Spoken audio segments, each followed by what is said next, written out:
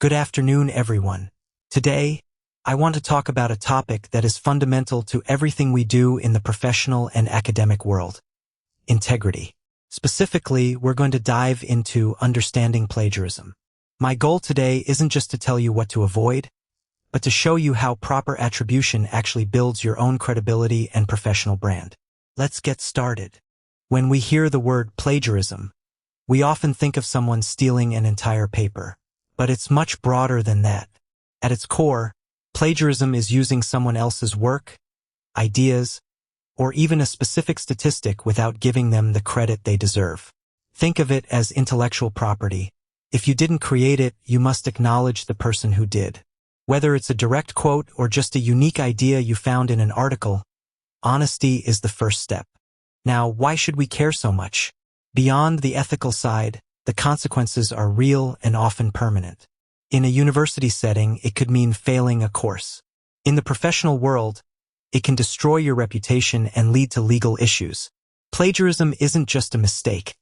It's a reflection of your professional character. By mastering these rules, you protect your career and show respect for the community of experts you are part of.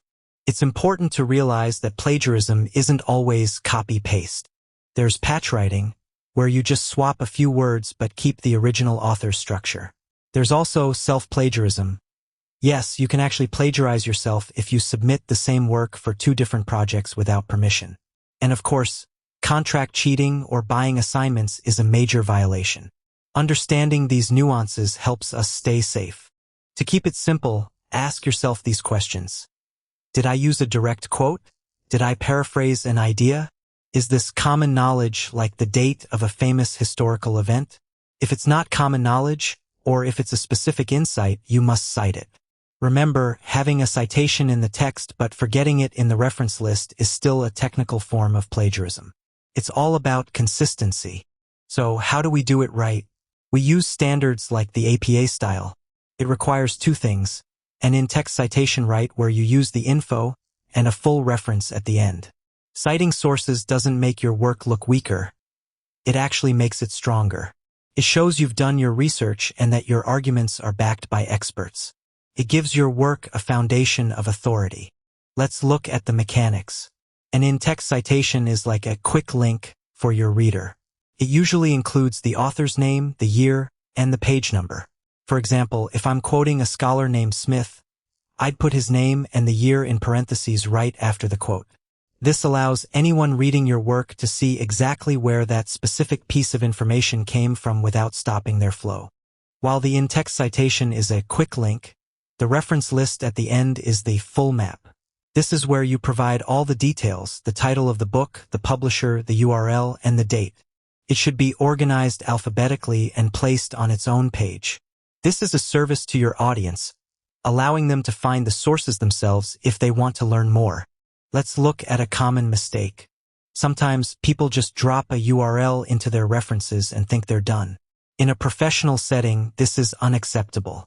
A URL alone doesn't tell us who wrote the content or when it was published. It looks messy and unprofessional. More importantly, it's technically plagiarism because the attribution is incomplete. We need to do better than just copy-pasting links. Here is how we fix it. We transform that lonely link into a full professional entry. We add the author, the title, and the publication year. Notice how much more academic and reliable the second version looks? Precision in these small details tells your audience that you are a serious professional who values accuracy. Always refer back to your style guide, whether it's APA or MLA, to get these right. The best way to avoid plagiarism is to be organized. Most people plagiarize because they are rushing at the last minute. Start your projects early.